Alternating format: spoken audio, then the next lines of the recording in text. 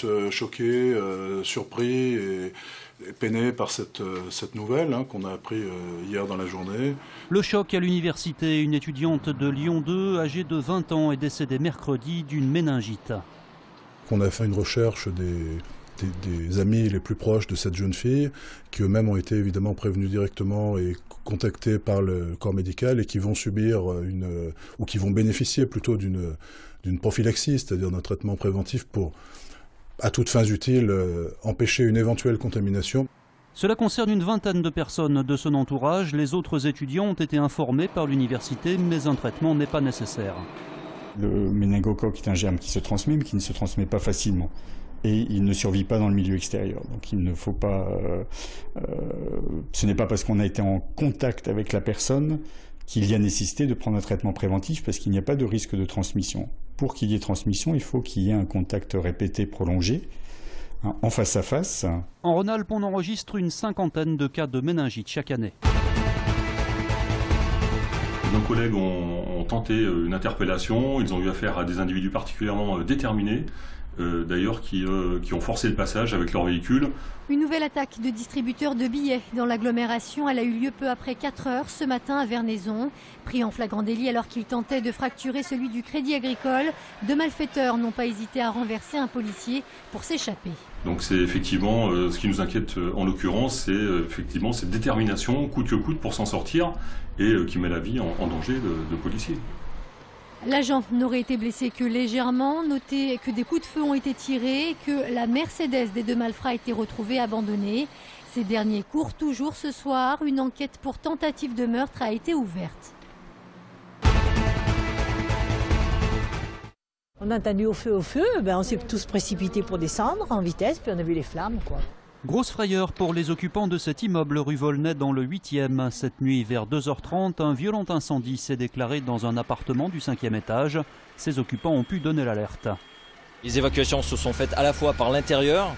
On évacue les gens en leur mettant ce qu'on appelle des cagoules de fuite, c'est-à-dire un masque avec de l'air à l'intérieur pour pouvoir les évacuer par l'intérieur et par la cage d'escalier, ou éventuellement par l'extérieur, par les échelles aériennes et par nos nacelles. Donc 6 personnes ont été intoxiquées et transportées dans des hôpitaux, et les 28 autres ont été rassemblées et ont été relogées. Selon les premières constatations, le feu serait parti de la cuisine de l'appartement du 5e qui a été totalement détruit.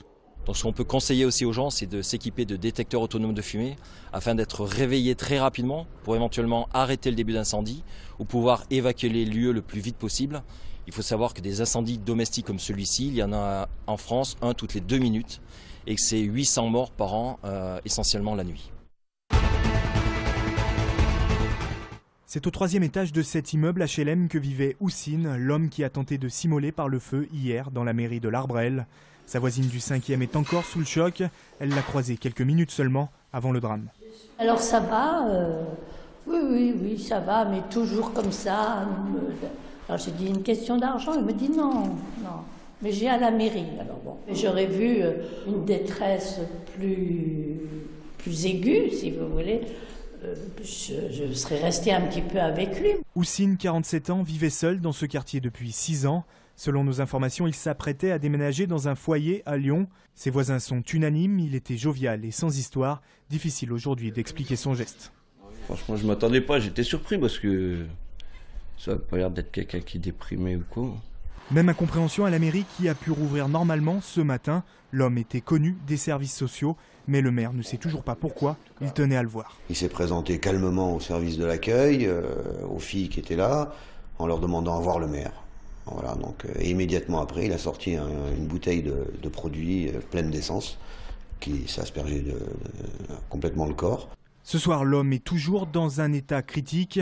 Le gendarme qui a tenté de le secourir est, lui, gravement brûlé. Redescendu à la 3e place de Ligue 1, les Lyonnais se préparent à aller défier Reims dimanche. Un déplacement que l'on aimerait qualifier de facile face à des Champenois qui luttent pour leur survie dans l'élite. Mais après 4 matchs consécutifs sans victoire, y a-t-il encore des rencontres faciles?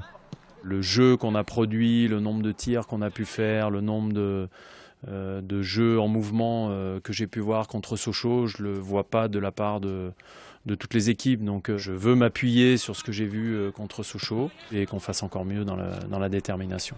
Car le match de dimanche et celui qui suivra contre Toulouse seront déterminants pour rester sur le podium, puisque désormais il ne s'agit plus de se préoccuper d'une première place promise au PSG, mais bien de se focaliser sur un podium toujours dans le viseur de 3 équipes, dont la plus éloignée, Nice, n'est qu'à 5 points. Nous, on croit en notre étoile, on a envie en tout cas de faire du mieux possible et de repartir dans ce qu'on savait faire et ce qu'on avait plutôt bien fait. Donc voilà, ça va être serré jusqu'au bout. La bonne nouvelle, c'est que Réveillère et Lisandro rétablis, Rémi Garde pourra enfin s'appuyer sur l'ensemble de son groupe dans 2 jours.